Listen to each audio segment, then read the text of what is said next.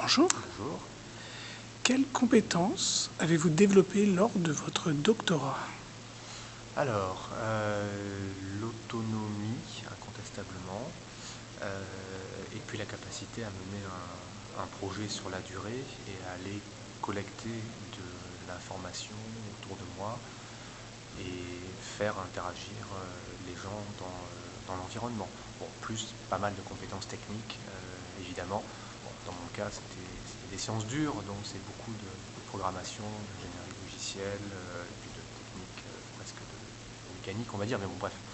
Mais en tout cas, en termes également humains, c'était une formation, c'était une expérience extrêmement enrichissante, puis aussi peut-être passer d'un état d'esprit un peu étudiant à finalement une sorte de hargne pour faire aboutir un projet, ce qui est quand même en soi quelque chose de bien utile pour la suite, quel que soit le travail qu'on effectue. Alors, vous parlez d'autonomie, mais dans un laboratoire, on dit souvent que tout est précisé en avance, toutes les étapes, etc. En quoi vous aviez de l'autonomie par rapport aux personnes de votre laboratoire, de votre doctorat? Ah, justement, moi je dirais que dans un laboratoire, il y a précisément une grande autonomie, une grande responsabilité des personnes. C'est basé aussi en partie sur une relation de confiance, mais clairement on est en interaction avec en particulier un directeur de thèse, mais cette interaction, enfin dans mon cas en tout cas, elle était très souple et j'étais à son écoute, mais j'étais pas du tout à suivre directement une feuille de route. La feuille de route, je la construisais, c'était co-construit, disons. Il y avait cette idée d'aller dans le même sens et pas du tout d'effectuer une suite de tâches. Donc pour moi, c'est une bénéfice d'autonomie parce que vous n'avez pas un chef sur votre épaule tous les jours et que vous êtes libre de pousser le gouvernail à peu près dans le sens où vous voulez, et le chef est là pour vous conseiller. Bon, je ne vois pas de situation plus autonome que ça. C'est-à-dire qu'au départ, vous aviez un sujet, vous aviez une problématique, une question, Alors, et puis... il y avait un sujet, une problématique très claire. Ensuite, la question, c'était comment le régler au mieux, en fait, comment répondre à la question. Mais la question, elle se projette sur un travail de bonnes années, voire un peu plus. Et puis, il y avait aussi de la liberté, dans le sens où on pouvait, moi, j'ai pu facilement ouvrir un petit peu, étendre, aller voir faire ma culture, disons, participer à un ou deux projets qui n'avaient rien à voir avec le sujet de thèse en tant que tel, mais qui étaient en lien sur la discipline. Donc, j'ai fait, en l'occurrence, une évaluation d'impact radiotoxique sur les arbres à l'uranium appauvri, qui n'avait absolument rien à voir avec mon sujet, qui était resté en physique nucléaire, mais qui n'était pas directement en prise avec mon sujet, qui n'apparaît pas dans ma thèse, mais n'empêche que j'ai eu l'attitude de le faire. Donc c'était dans ce sens-là une expérience extrêmement agréable à vivre au quotidien. D'accord. En quoi on peut parler justement de projet? En quoi le doctorat est un projet par rapport à un projet qu'on voit dans une entreprise classique, ou en quoi on peut considérer que c'est un projet professionnel? Je ne saurais pas définir forcément les termes. J'ai du mal à voir une réelle différence en fait entre les deux. Il y a un objectif, il y a un ensemble d'outils disponibles, plus ou moins adaptés, et puis on va faire le maximum on va atteindre cet objectif, alors en partie ou totalement selon la situation, mais on va mobiliser des ressources pour atteindre cet objectif. Donc pour moi, c'est en fait exactement la même chose.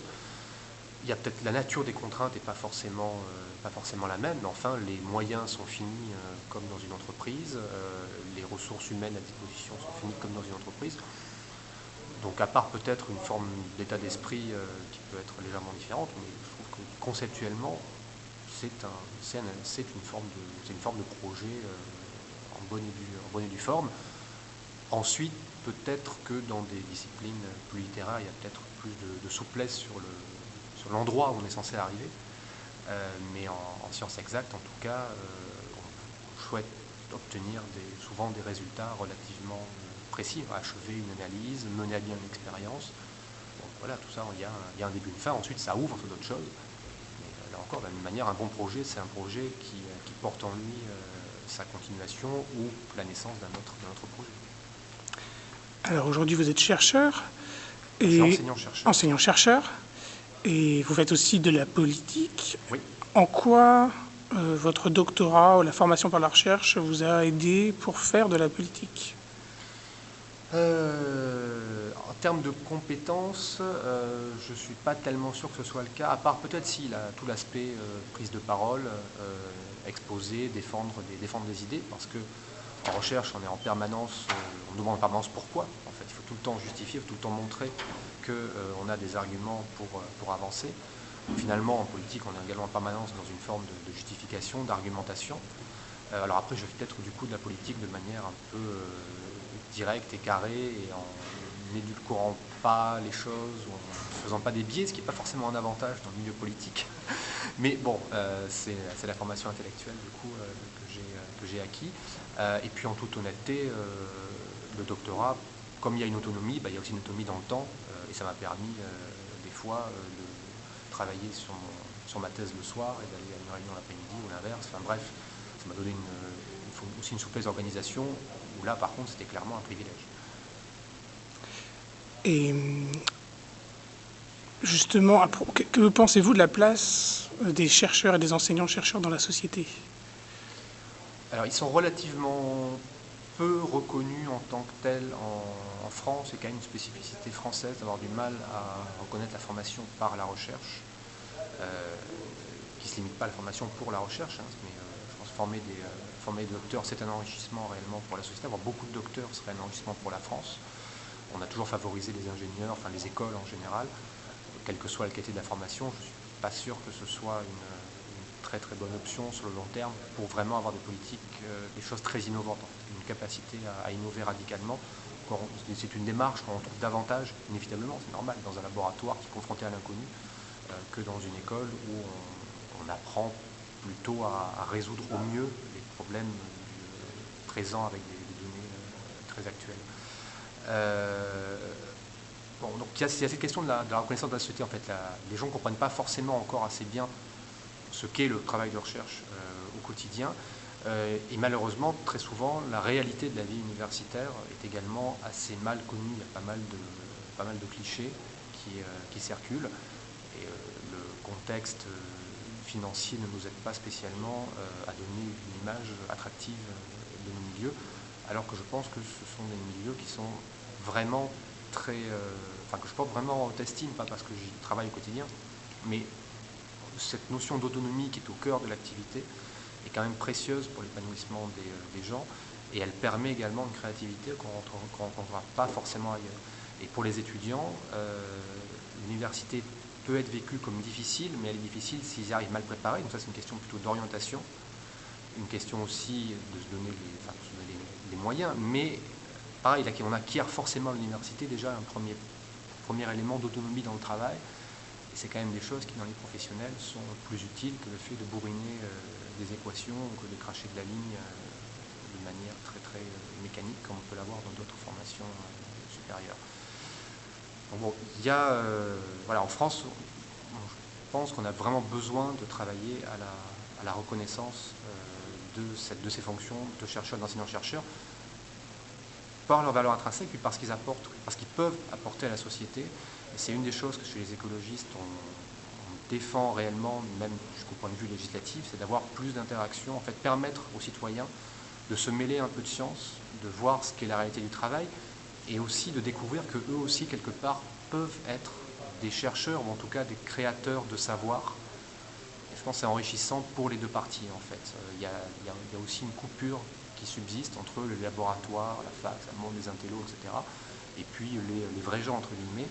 Ça n'a pas lieu d'être, et si on veut répondre aux défis du XXIe siècle, notamment aux défis écologiques, mais également aux défis sociétaux qui se posent face à nous, je pense qu'on a besoin de beaucoup d'intelligence collective, et ça veut dire, du coup, permettre à tout le monde d'apporter ses idées, et casser un petit peu les frontières, permettre aux citoyens de développer pleinement leurs idées avec l'appui éventuellement des chercheurs, et également permettre aux chercheurs de solliciter les citoyens quand il y a des choses participatives qui peuvent être faites. Des exemples récents fameux comme des choses comme Galaxizo ou diverses activités où les citoyens, les simples curieux en fait, peuvent avoir un impact complètement décisif sur la recherche la plus pointue. D'accord. Et donc reconnaître aussi le doctorat, peut-être, dans la fonction publique, on a progressé un petit peu. On a progressé un petit peu, pas encore assez, ça a vraiment été acquis de très haute lutte. On est très fiers d'avoir porté une partie des amendements chez ELV sur ce terrain-là. Les députés, pour une fois, ont suivi, ils ont un peu violé le ministère qui était extrêmement timide sur le sujet. Mais clairement, oui, il faut que le doctorat trouve sa place dans la fonction publique, c'est un moyen, et puis également dans les entreprises, dans les conventions collectives. Ça, pour le coup, ça ne dépend pas de la loi, mais c'est tout aussi important. Et puis, même moi d'ailleurs, j'ai des progrès à faire, il faut que j'apprenne, il faut que je me rappelle maintenant de mettre docteur sur toutes mes cartes de visite, même si je ne suis pas médecin. On approche, il me reste 1 minute de vidéo, on approche des municipales. Est-ce que vous allez vous impliquer dans les municipales? Je suis tête de liste en fait au municipal, dans le 5e arrondissement à Paris.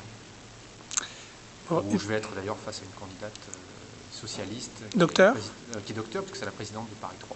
Paris 3 sans bonne nouvelle. C'est un lieu très scientifique. Le lieu, voilà, il y a une identité du quartier latin, effectivement, qui est universitaire historiquement. Que le départ probable d'ailleurs de Censier de l'arrondissement, ce qui est un petit paradoxe, ne remet quand même pas en cause. Il y a encore beaucoup d'universités, d'écoles, pas assez de résidences étudiantes, et ça aussi c'est un problème de Paris, c'est qu'on en voit trop facilement, les gens sont beaucoup de moyens, et a fortiori les étudiants hors de Paris, on veut bien qu'ils reviennent en journée, mais surtout qu'ils repartent chez eux, qu'ils repartent loin en banlieue le soir. C'est quand même pas c'est pas une bonne chose, c'est quelque chose sur lequel également on souhaite lutter de manière beaucoup plus active qu'aujourd'hui. Merci beaucoup.